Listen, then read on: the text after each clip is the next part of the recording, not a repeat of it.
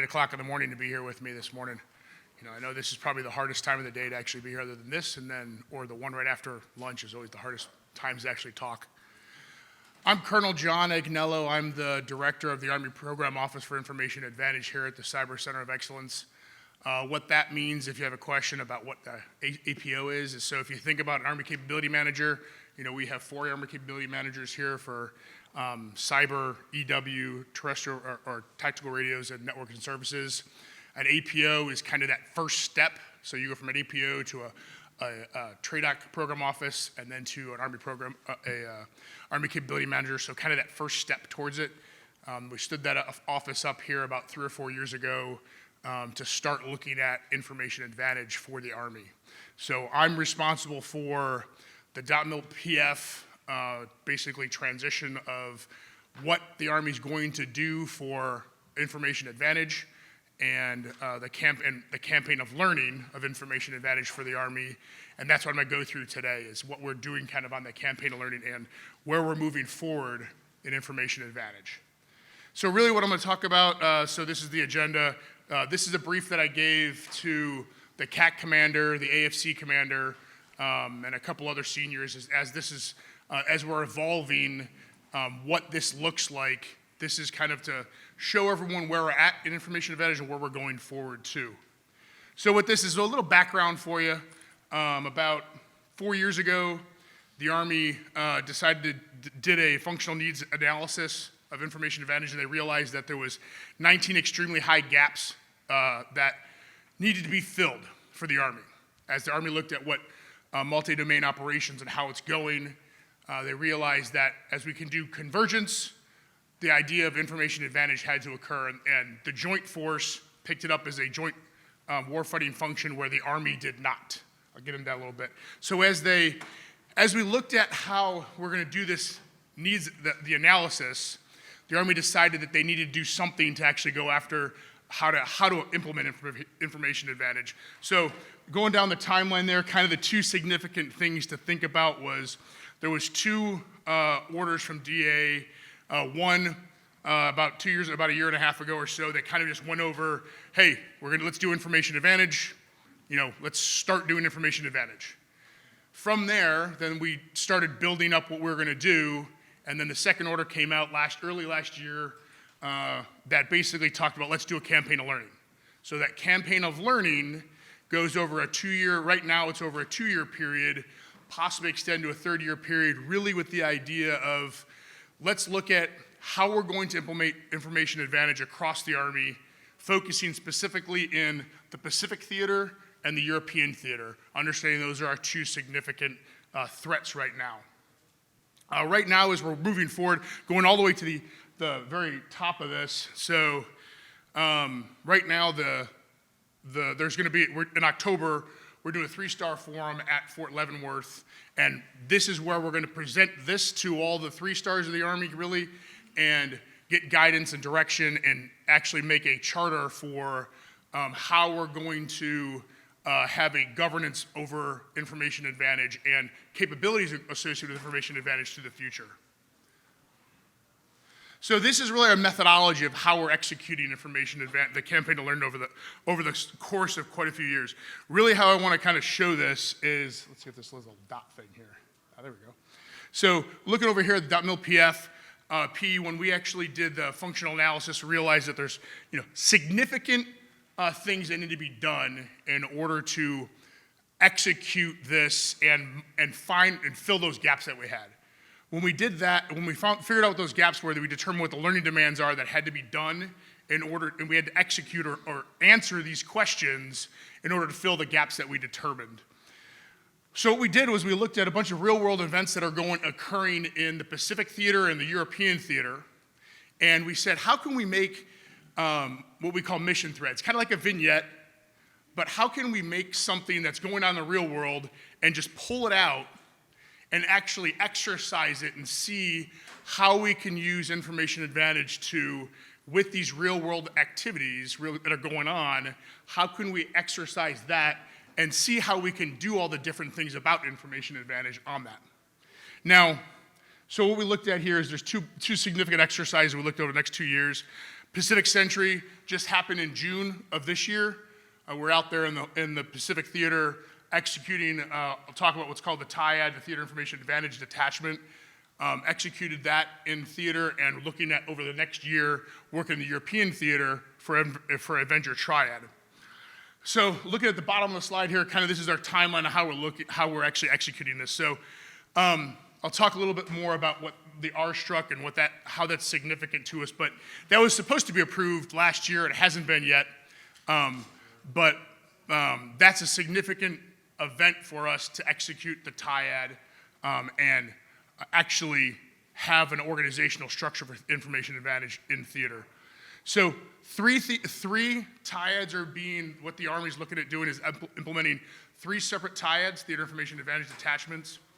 One in the Pacific Theater, working for the USER PAC Commander.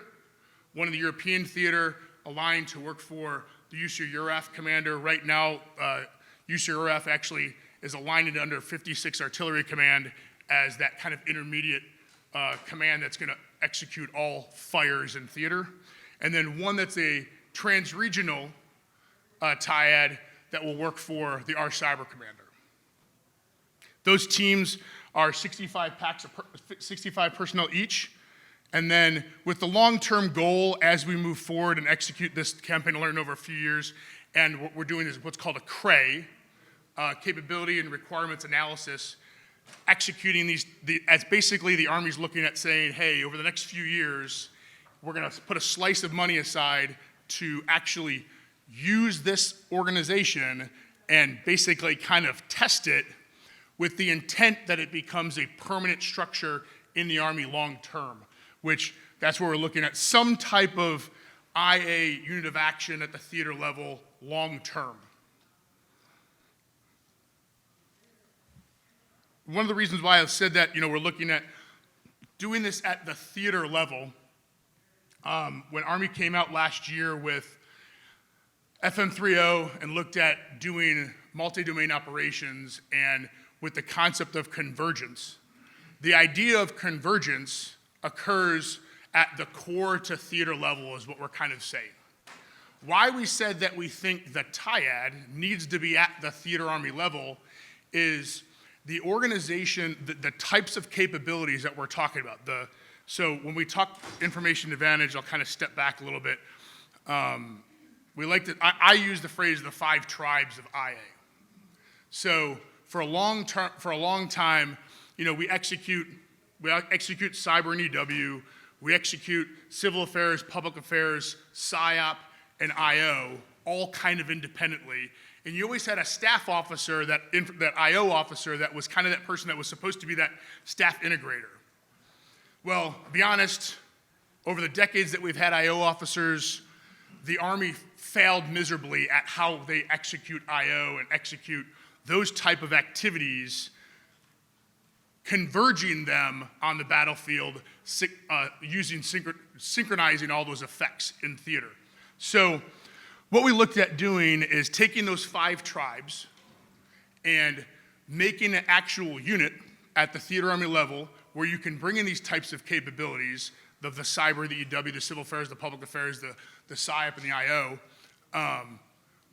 You have all of those organizations, all those types of organizations at the theater level and all those type of capabilities converging. Well, now we have an organization that we're actually going to execute their specific job is to execute these activities for the theater Army level commander. Now, mind you, when we talk about IA, the TRIAD's not the only organization that executes information activities. We've got cyber organizations already out in theater. We've got civil affairs teams. We've got PSYOP teams. We've got public affairs teams. We have IO officers all doing these things. What we're looking at wanting to do the TRIAD is let's converge that into one organization that can execute it simultaneously in theater, directly answering to the theater Army level commander. So when we talk about the actual timeline here, how we said as they're doing this campaign to learn over a 2-year period, we kind of looked at how can we pull different exercises that are already currently going on in the European theater and the Pacific theater, and how can we test these different types of ideas of information advantage and executing information activities across the board. So what we did was we said, all right, here's the line of look at the Pacific Theater first. All right, PACIFIC Sentry is that significant tier 1 level exercise that's going to occur in June of 23. So rewind a year back, we said, all right, what are some things we can build up to get to that point? So we integrated some USASOC exercises called Silent Quest. So we want to make, because USASOC has a good significant portion of those information activities. They got the civil affairs, they got the PSYOP. So how can we bring those influence activities and such in? So let's look at how can we use these mission threads that we're looking at already in real world. How can we inject those into USASOC exercises? How can we inject them into Army cyber exercises? How can we inject them into the theater level exercises in the Pacific Theater? So looking down on the top here, if you look across the board, we kind of looked at all the different ones that we had, and ending with PACIFIC Sentry at the end, in what we did in June. So the end goal of what we just finished, the end report. We did a full DOTMLPF assessment, did the learning demands, determined what types of elements of analysis we were going to do, how we answered all these questions. We brought a team out to the Pacific. We assessed how they executed Theater Information Advantage Detachment, and how does that Theater Information Advantage Detachment interact with the Theater Army staff, with adjacent units, with subordinate units in theater. How does it interact? What can it do? How can we do data flows with that? Understanding that this week we're specifically talking about the data-centric Army. We really wanted to look at how can we use different types of data flows, how can we use different technologies to put the information that's on the battlefield all the way back, and then how can we present it to the commander, the theater level commander, so he can better understand the information dimension. When I talk about that, understand that the way the Army looks at it versus the rest of the Joint Force, there is, we say the operational environment. When we only have one operational environment, 3 dimensions, the information dimension, the human dimension, the physical dimension. So the Army wanted to look at how do we execute. You want to have an advantage in each one of those in order to achieve decision dominance in the operational environment. So in order to do that, we said, hey, let's look at how can we, after we do this DOTMLPF assessment, let's see how can we actually achieve an advantage and actually do a decision dominance. Well, how can we present all this information in the information domain, the information dimension, to a commander to make a better, quicker, faster decisions on the battlefield and see his information forces, see all the information that's out there. How can you present that to them to actually visualize that dimension? Not easy task. So what we did was we actually looked at bringing a couple technologies into theater. We brought these different technologies in to actually build an information overlay. That's kind of where we're trying to go with this, is like, hey, if we want to show something, how do we have an information overlay, put in the COP, put it actually in that common operating picture, in the TOC, in the JOC. How can we put it in there to actually allow the commander to visualize that battle space? So during the Pacific Theater over the last year, we executed this. We thought, hey, here's how can we do this. Now going into this year, we actually, in the European theater, we're looking at AVENGER TRIADs of September of next year. So we actually are going out in September of this year for the IPC, the initial planning conference for that, and starting to look at how can we inject a Theater Information Advantage Detachment working for that USAR commander. At the same time, our cyber having their team of their TIAD, we're actually going to stand up their TIAD as well, the trans-regional one. How can these 2 different TIADs work together? How can the regional TIAD answer the theater Army level commander's intent and his mission, while at the same time our cyber TIAD meet the Army cyber commander's intent, and then how can they work together to achieve common goals? one of the things we looked at too, so this little call out on the top here is, hey, so when we stood these training audiences up for the exercise, we want to make sure we get them, everyone does exercises, everyone brings up, everyone's got pucksters and stuff in these different exercises. How can we do this whole new concept and then increase the baseline of training of that theater army, with Information Advantage and continue to get better at training? So what we're saying is, hey, let's bring in this training audience 6 months early if you can. Let's start spinning them up, teaching them what they need to do, get them fully embraced into executing activities in theater. And then after the exercise, let's send them directly back to their unit. Let's keep them going for a little bit longer so we can actually keep increasing that baseline. We kind of what we learned from that in the Pacific Theater was, so understanding a lot of these types of capabilities, civil affairs, public affairs, PSYOP, cyber, and IO, a good portion of those, specifically the civil affairs, the PSYOP individuals, a good portion of them come from Compo 2 and Compo 3. While understanding that we have to inject these Compo 2 and Compo 3 individuals, there was a steep learning curve we realized when we brought them on board, because even to the point that we realized a lot of these guys didn't even have SIPR tokens to start with. I mean, for us active duty guys, that seems kind of insane that they've never had a SIPR account, they never logged into SIPR before, but bringing these guys in and putting them in a SCIF environment and just a secret environment, they've never done that before. So steep learning curve we learned. Well, as we started, so what we realized, applying that now into the European theater, let's bring them in earlier.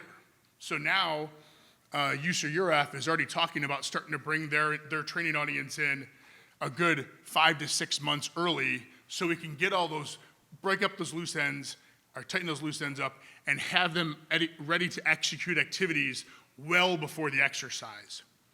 Additionally, another thing we learned that we never would have thought of, so when we talk about the TIAD, as I said before, there's multiple organizations out there executing information activities in theater. But the one thing the TIAD brings that no other organization brings is they are specifically focused on executing information activities in competition. So understanding the continuum, we have competition, crisis, and conflict. We always exercise conflict. The balloon goes up, we got to execute. We have to exercise war. Well, how do you exercise competition?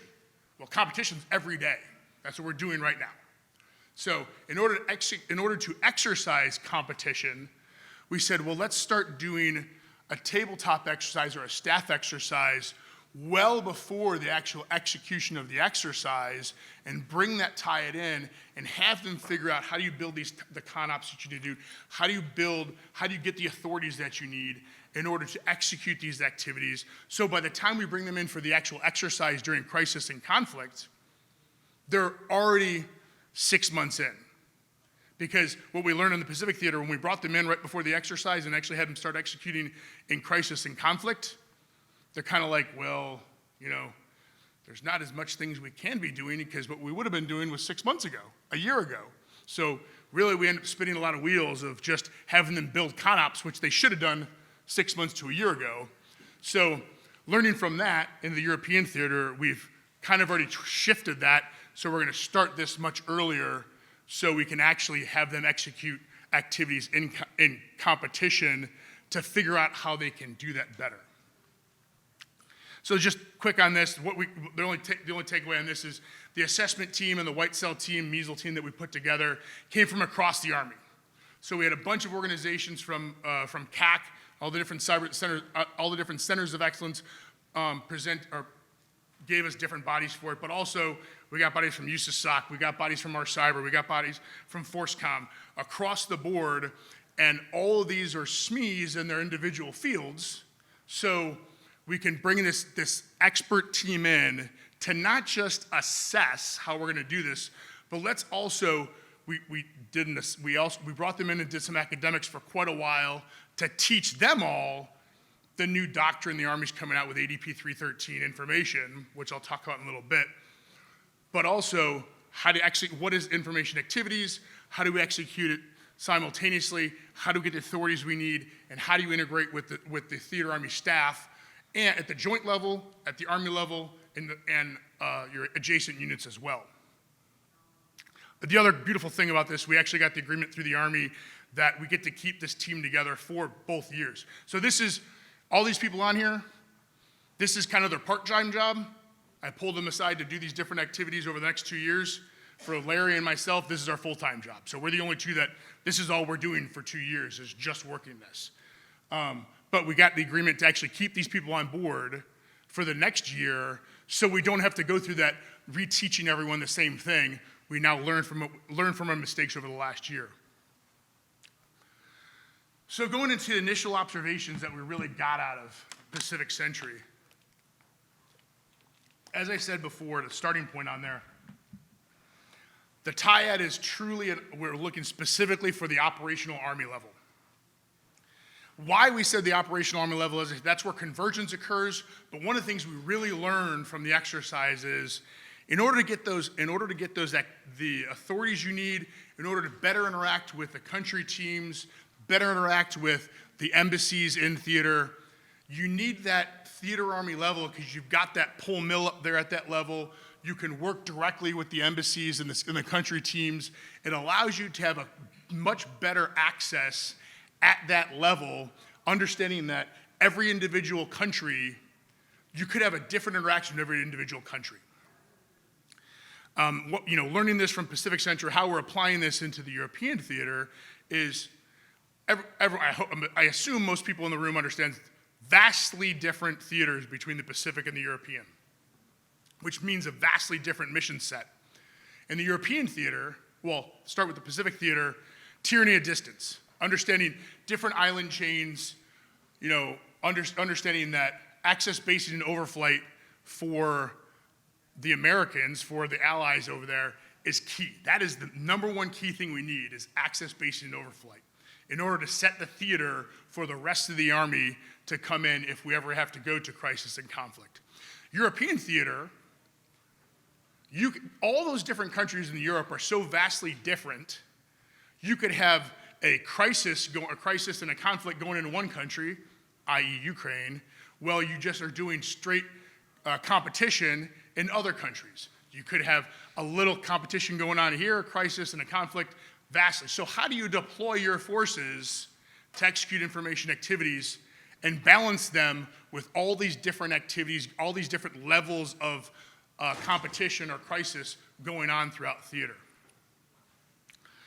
Another key point we pulled out of this was the TIAD requires operational prioritization of permissions and authorities. So meaning by that is, in order to execute these information activities, meaning, maybe we want to do some type of MISO series, maybe we want to do some MILDEC, maybe we want to do some cyber activities, getting those authorities to execute those activities, we've got to ask for way earlier. So that's going to the next point on there. How does the TIAD, which is an executing arm, work tightly with the Theater J39, which is the one that works, really they're the big piece that's going to be pushing for those authorities to execute in theater. How closely do they work together in order to get the authorities and accesses and permissions to do the things that the TIAD needs to do in theater? Let's see. And the one big thing I said before was really setting the theater. So the third bullet on there, the number one task that we look at the TIAD executing in theater is what we say, set the theater. So what we mean by that is, how can we array our forces in competition to not ever really get to crisis and conflict, but at the same time, if we do get the crisis and conflict, how can we use information activities to bring us back to competition? Setting the theater is really that theater army's task for the entire joint force. no matter what they're doing in a joint task force, no matter what the other components are doing in theater, in most theaters, the theater army is the one that is responsible for setting the theater for all the other services.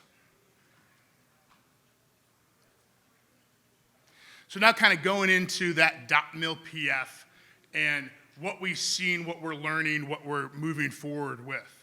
So if you're unaware, the Army's looking at the new doctrine for information, ADP 313 information.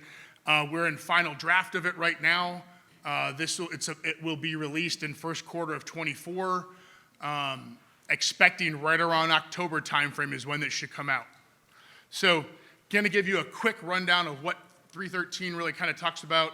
When we talk about information advantage, we look at 5 functions of information advantage. There's enable, protect, inform, influence, and attack. So what that means, in layman's terms, enable decision making. How do we use information activities to allow a commander to make a better decision quicker, faster, better? Protect. How do we protect friendly information? So not just saying using cybersecurity to protect services and protect computers and services and information systems. Look much broader than that. How do we use cover and concealment? How do we use CI assets to actually protect our soldiers? How do we do all these different things in the protect function, not just a lot of us cyber dudes would automatically think protect. Oh, just doing some defensive cyber protection stuff, that's it. Much larger, looking at OPSEC. How do we operationalize operational security to be better for our teams out there? Inform. The inform function, pretty simple. Kind of the public affairs world owns that. That's how do we inform domestic audiences? How do we inform our foreign audiences? How do we inform ourselves? How do we inform our soldiers and families of what we're doing? Influence. How do we influence foreign actors? How do we influence target audiences to go in the direction we want or need them to go? And then attack. The big thing with attack, when we first looked at this, we used the term information warfare. And you'll see on the team, there's a section called the information warfare section. We've kind of gone away from the concept of information warfare because the U.S. as a whole, when we think information warfare, we use those terms towards our adversaries. The Chinese conduct information warfare. The Russians conduct information warfare. So not wanting to use that type of phrase, we're using the term attack, because the other thing that we incorporate in attack is physical destruction. You drop a bomb on someone's house, you're definitely going to influence them somehow. So doing things in the physical dimension also has an information advantage. Kind of thinking that holistically. Well, when we do all that, we also we have to do this all by, it says offensively oriented, combined arms, commander driven, and soldier enabled. So those four key elements are how we do all of this holistically. So we validated that 313 is a good book. It's in final draft, as I said before, 8 chapters, pretty well written. The last chapter really kind of talks about how do we cross over from the Army speak to joint speak. I started this whole thing by saying that the Army is the only service that has not incorporated information as a warfighting function. The Joint Force has. So, side story, as soon as I came back from the Pacific Theater, I sat on a panel for, if anyone's heard of the thing called Phoenix Challenge. It's kind of the joint way of looking at information advantage. I sat on a panel in Atlanta as the Army rep for this with all the other service reps, and the first question out there to the panel was, how can we say we're actually doing this joint if there's one service that isn't looking at it as a joint function? So, as my boss said on the day one here, I had to put he said many times, put your flak vest on and just start going. I put my flak vest on and had to start, shielding that and do the little dance around it to try and figure out how to explain it. The best way I've determined how to explain it is at the theater army level, that's really where we start looking at executing joint operations and convergence. So the one takeaway I got from the book is I have this little graph here on the right-hand side, this table. The Army kind of looked at, okay, here's how we're looking at doing these things in the Army functions. How do they crosswalk to what the joint world is saying for joint functions and information? We say the information dimension, the green suiters. The purple force says the information environment, executing operations in the information environment, OIE. So the beautiful thing the Army gets to do is we get to be able to talk both speaks. We get to talk green and purple.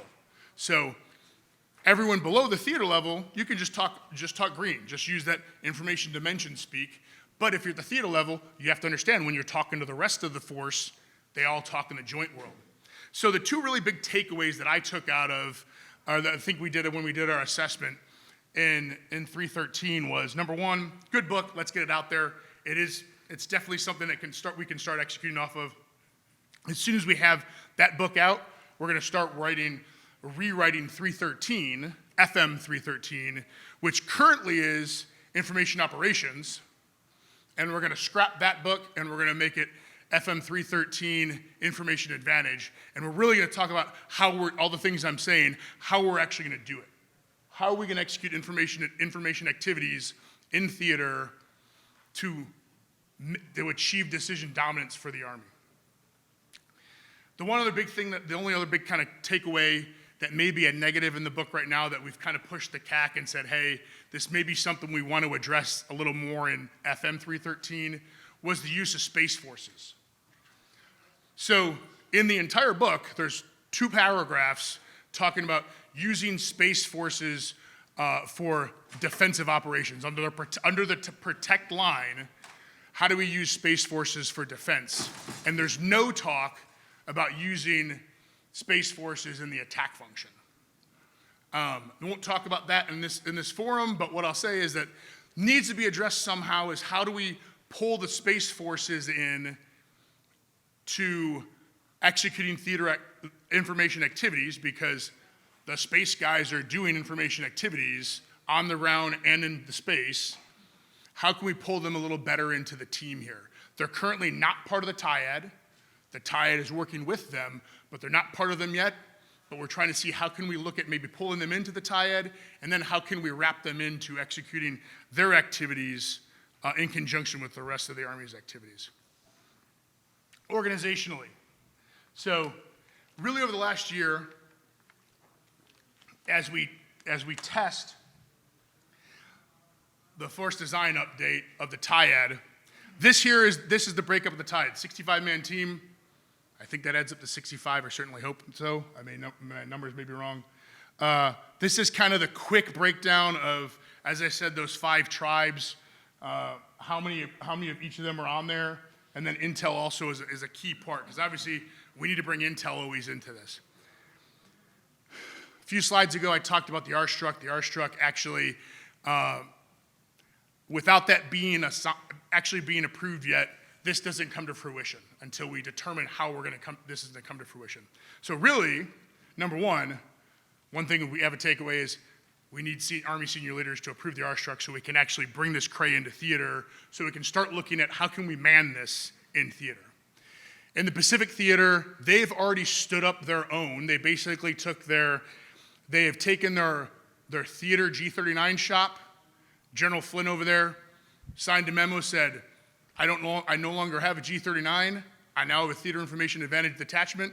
And he started pulling elements throughout his theater Army team to make their triad, because it's that important to them. That important to General Flynn. I need my triad. I need this organization that can execute information activities in theater. So I'm going to just do it. I'm not waiting for the Army. I'm going to go do it. So they're stood up as a triad. They don't have a full 65-man team yet. They're working that direction over the next year or so. Understanding what, we said, one of the big takeaways is sets the theater, as I said, and they're specifically there to answer the commander's objectives and meet the commander's mission specifically for him. 2 things we kind of pulled out that we think is kind of an interesting, we really had were things that I don't know if we really realized until some major takeaways was, the team itself has a small intel team and a small ops team, and they're specifically, this entire organization is just executors, they rely vastly on reachback and kind of L&O support. Because if you have this really small intel team, you can't really do a lot of analysis. So how do we reach back to the intel enterprise to bring in that intelligence to better execute activities in theater? And then other thing we had on there was really budget, what I said about L&Os, budget officer and L&Os. So because this is such a small, lean organization in theater doing these things, and they've always got to be reaching over to adjacent units, reaching to country teams, embassies, all over theater, they really got to look at how can we drop L&Os all over to get answers of questions for them. So one of the things we're recommending is when this team stands up, probably the first contract support or government civilian support would be, let's look at bringing some L&Os on the team, and then other one, budget officer. Understanding that there is no one on this team that their sole function is managing any type of money. Well, when we're talking about the types of activities they're doing with the MISO activities, the MILDEC activities, the OPSEC activities, a lot of these things cost a lot of money. Someone has to manage those contracts. So really looking at probably need to bring a budget officer on that could also be a COR to manage these vast contracts in theater in order to execute these activities appropriately. Materiel. So these were kind of those three big buckets we kind of talked about for over PACIFIC Sentry, the doctrine, the organizational, and the materiel. The materiel side, so what you see on the slide here is let's see, I can say this quick, IDIS-ICD, Information Dimension, Information System, Initial Capability Document, IDIS-ICD. Very simple, flows right off the tongue. So the IDIS-ICD is the initial capability document the Army is putting out there to start answering the mail of let's execute, have some type of material solution that touches information advantage for the Army writ large. Now, right now, there's tons of things that people at different theaters, different organizations have various programs of record and non-program of record systems that do stuff and things in the information dimension. What this document will do, and right now it's scheduled to go to the AROC in front of the 4 stars, and the 3 of the 4 stars it's been pushed a couple times, now 22 August, or not 22 August, I should say 22 September. On 22 September, it's gonna go up. That's right now our final gate. We passed that. We can actually have the document approved, and then we can start looking at writing RDPs, which are the initial documents to do these things on the bottom here on the right. Requirement definition packages. So focusing those on target audiences, probably hard to see what each one of those are on the bottom there, but it's the target audiences, analysis and assessment, information conceal, and production and delivery. What that means is, how do we take these things? So Army Cyber has a big data platform called Gabriel Nimbus.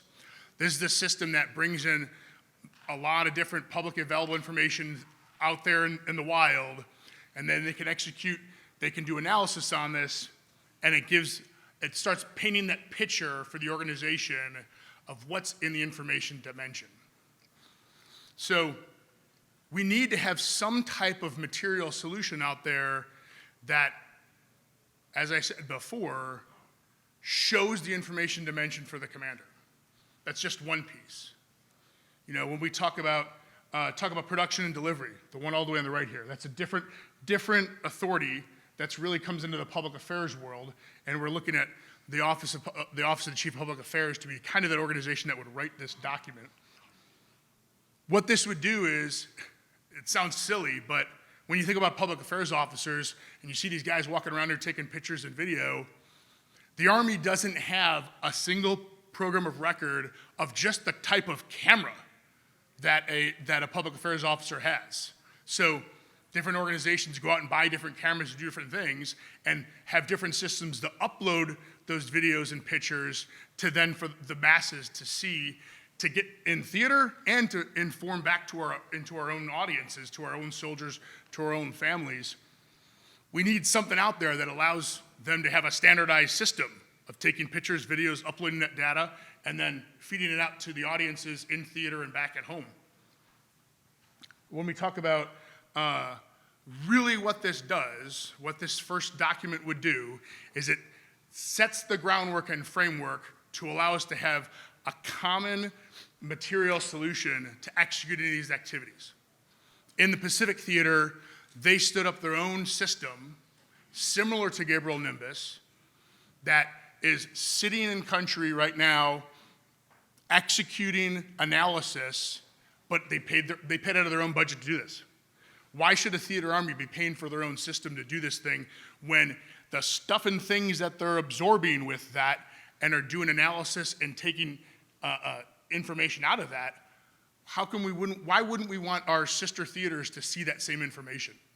So this document allows us to actually share all this information across the board with all of us green suiters, but also allows us to have some way to give it to our allies and our sister countries to better see themselves as well. So kind of wrapping it up here, and I'll go into questions in a second too. Really the bottom lines of what I talked about, these are the three major things we talked about when we say on the DOTMLPF assessment. Doctrine said, ADP 313, good enough book, let's get it out there.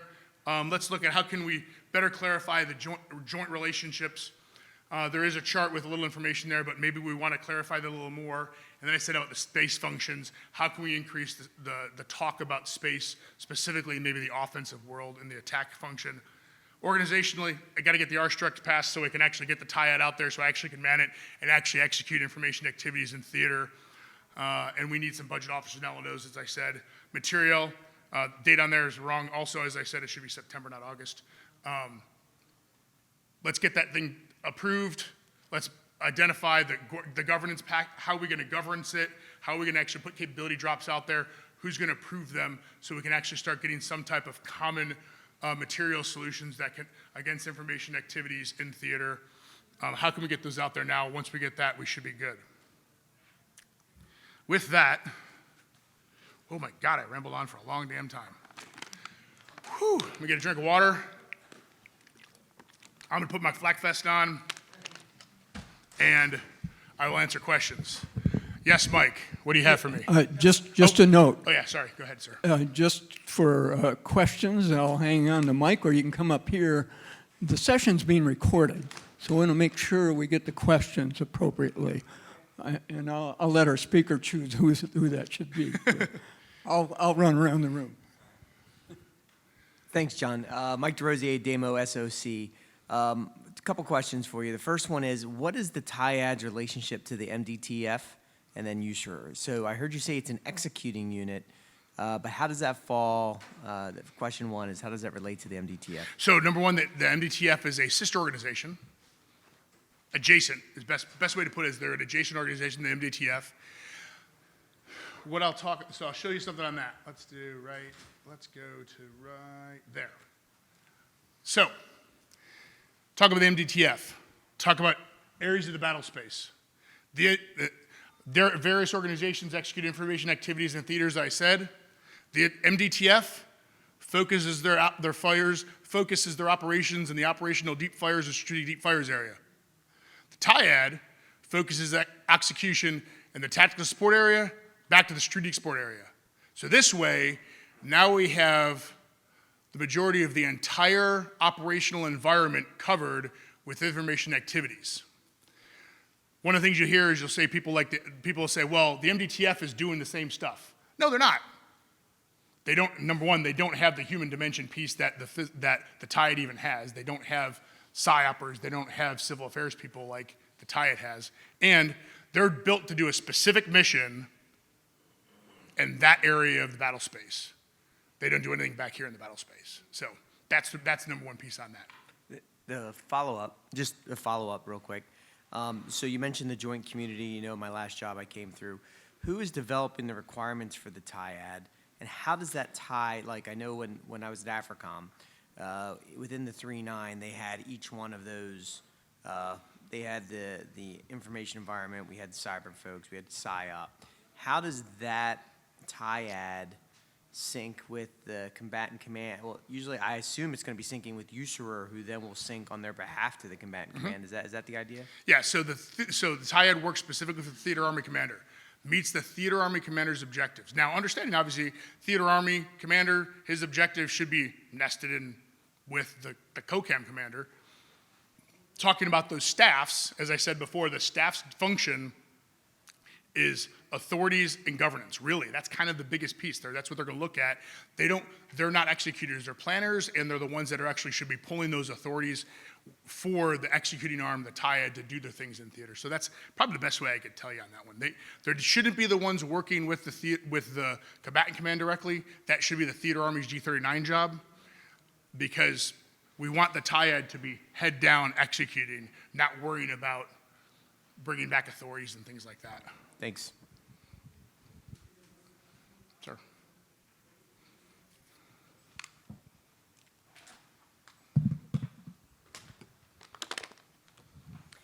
Hi, Mark Pomerlow with Defense Scoop. Recognizing what you just said, another joint question. How are you guys working with the Fleet Information Warfare Pacific organization? Did they play at all in PACIFIC Sentry, and what's that relationship like? So FIWC PAC, the Fleet Information Warfare Command Pacific. So in the Pacific Theater, Admiral Akihito gave the task to Fleet PAC, or PAC Fleet. They took their N39 section and some of their intel bodies, and they stood up a separate command that answers directly to Fleet PAC. But for the entire COCOM, they are the information integrator for the entire theater. So the TIAD actually attended meetings with FIWC PAC. We integrated with them throughout the entire exercise. Matter of fact, we even went in and we actually sat with them for a little while to kind of see how you guys are doing this, and how can we do this, and how can we work together to make a common picture, a common information overlay across the entire theater, so all the services can kind of see the same thing. Because the information dimension is huge. One of the beautiful things we learned over there too with this is, FIWC PAC, they're doing stuff and things in the information environment. TIAD's doing things in the information dimension and the information environment. We have this thing we talk, sometimes you'll hear the term information fratricide. One thing I learned that I truly do believe now is you can't have information fratricide in the information dimension or environment, because there is so much stuff and things to do that as long as you are following public affairs guidance, you're meeting your commander's intent for the theater army, the theater navy, the theater army, whatever it may be, and you're meeting the combatant commander's intent, you never can be doing too much information activities in theater, and you should never have that. You should never have to worry about deconfliction, because everyone's trying to meet a common goal of doing stuff and things. So yeah, we worked very well with FIWC PAC. I think it's a great organization, and they actually embedded a bunch of elements from, I think it was 6 POG, I think, the PSYOP group from Fort Liberty in FIWC PAC to make them a full joint organization, so we can kind of see how the Army does things and how the Navy does things together.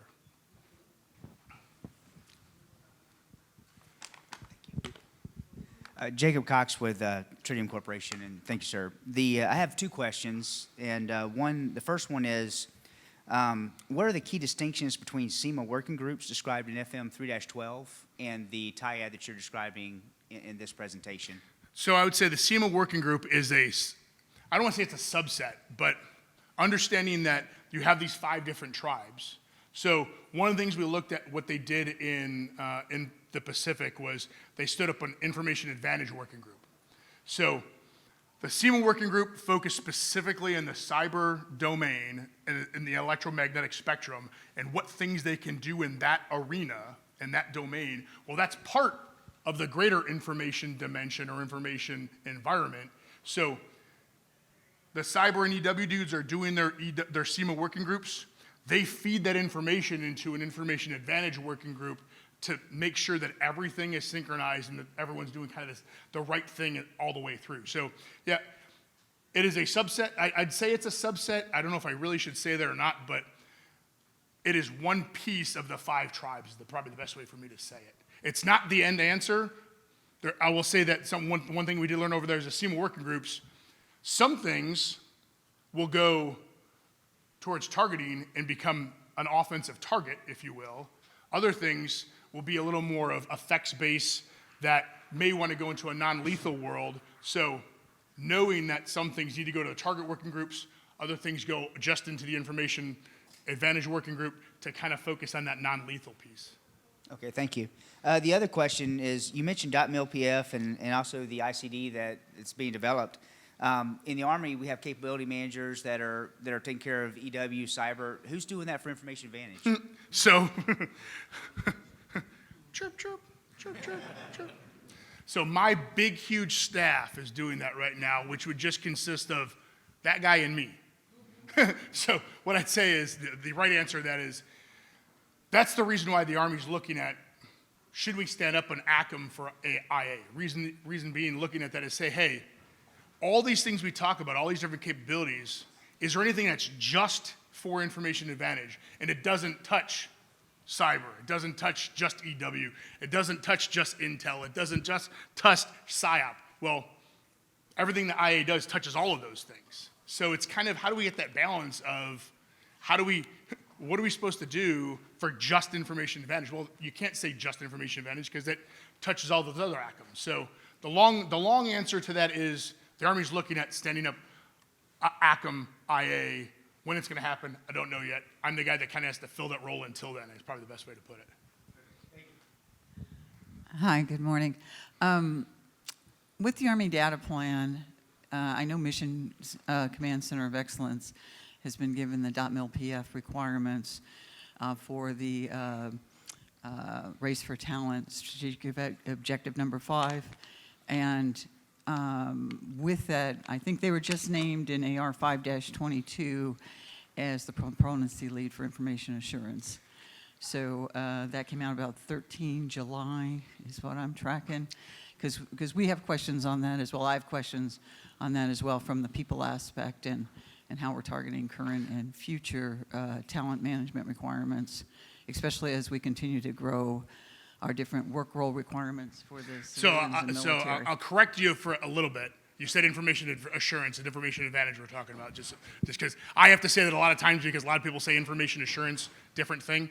But actually 525, or I think it's 522, yeah, 522, it actually identified CAC as the proponent for information advantage. So the beautiful thing about that is my boss, General Stanton, the 2-star, works for the 3-star CAC commander. So when you've got CAC identified as the proponent for it, that allows the CAC commander to kind of slice it across different COEs. So I will say we work very close in everything we do with Mission Command Center of Excellence because we have to balance understanding that mission command enabled decision making falls 100% under mission command. So, but understanding those different pieces, we need to have, I said those 5 tribes. Other than public affairs, if we just want to say you've got CCOE that covers networks and services and EW and cyber, you've got mission command that covers that enable decision making, you've got USASOC that covers that influence piece, while public affairs falls under ACBA for proponency, and there is a talk about pulling that under having some type of agreement with cyber COE so we could be that TRADOC umbrella for them. If that's the case, now we have all those 5 functions falling under a TRADOC umbrella, a CAC umbrella, so we can figure out how we're going to do that proponency. Because trust me, we continue to struggle with what's the right answer with it because you're right. Mission Command owns parts of it. Cyber COE owns parts of it. Aqua owns parts of it. It's kind of go across the board. Right, and then across, of course, with all the process managers going through the DOTMLPF. So I'm under the G1 process manager for the civilian piece of it for the cyber talent. About 20K we have in civilians doing cyber. So and then I guess that's my concern is as we get to the people aspect, right now they're concentrating on data scientists and ORSOs and that, and I'm just kind of looking to that future as we're coding MTOs and TAs with work role codes and all that and proficiency levels, what we're looking at for current and future to make this the objective. It's going to be a fun time. Right. I think I got time for maybe one, maybe two. Yes, sir. Major Sackwitz with 1st Special Forces Command, also one of the dirty SAP guys. I would never say dirty psyop. I didn't say that. No, I'm good. So you talked about a lot of Compo 2 guys and Compo 3 fulfilling for the TIAD and working in the competition spectrum where we operate daily. Has there been talk of either liaisoning with the TSOCs to figure out how to alleviate the need to work in competition with units that are being So it's spun up interesting you say that for- because when we talk about the TSOCs, looking at just this picture here, it doesn't give it justice because we got to kind of look at the three dimensions. And I say, looking at here's the battle space, but also lay that on top of crisis, conflict, and competition, trying to build that three-dimensional graph. The TSOCs own part of it in the joint world. Well, the MDTF is doing stuff over here. The TIAD's doing stuff over here.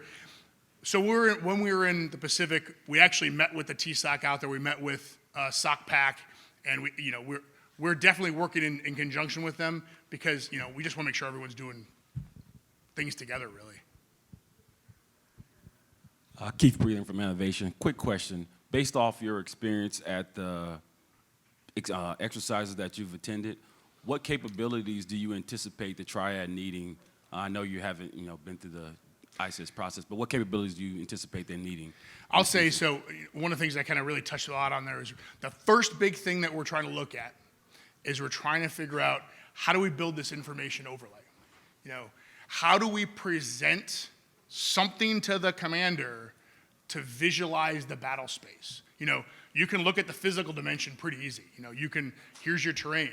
The human dimension, that's a little weird. That's why I'm saying, how do we bring in the human dimension and the information dimension and those 5 tribes? How do we show that? Now, it may be multiple overlays on a COP. It may be, everything from here's the media stations, the TV stations, the radio stations in theater.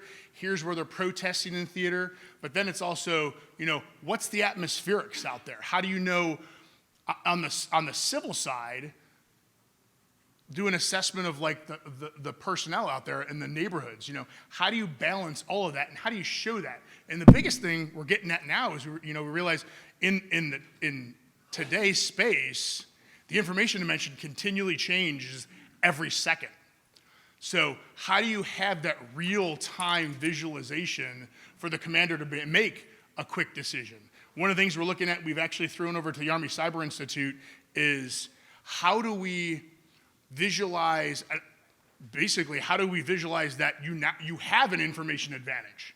We're looking at, in a decision space, if all these information points that are out there, we're friendly forces, we're an enemy forces, how do you, and just different things they're doing, all those data points are continually changing.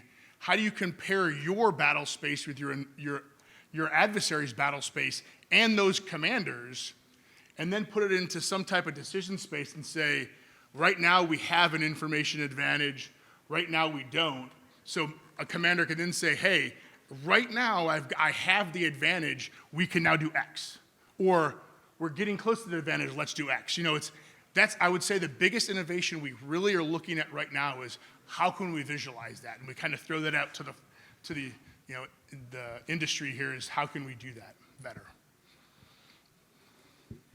I think probably last one. Hi, Eric Smith from the PA Guard. Has there been any buy-in from the Guard yet on the TIAD concept? So it's funny you say that. So we actually have a member of from the National Guard Bureau actually sits in all of our meetings at the Army level on down to all of our OPTs. And Compo 2 and Compo 3 has been fully, I'll say, thought of in everything we're doing, we haven't looked at yet, I think long-term we probably will, at how do we use Compo 2 and Compo 3 to maybe turn the TIAD as a surge element. How can we bring them in as maybe surge? And then the other thing we look at for Compo 2 and Compo 3, understanding that when you get to crisis and conflict, there's gonna be a lot of different organizations that are gonna come into theater that are probably Compo 2 and Compo 3. How do you now tie them into the TIAD to execute activities? All right, and second question is, on the division staff, since we're going division-centric, that chief of assessment or that ORSA, do they have any play into collecting the data for assessment? I think the quick answer there is yes. Right now, I will say, though, we are focused at the theater army right now. We're really not looking at the division level yet, understanding that, as I said before, the convergence occurs at that core to theater army. Know that the divisions, the theater is the element of the unit of action. We probably will get to that point. We don't think we're going to go to below division with this type of idea, really, at first. But really focusing at theater, short answer is yes. There you go. Thank you, sir. And I think from that, I'll say thank you all for your attendance, and I'm going to go take a nap now.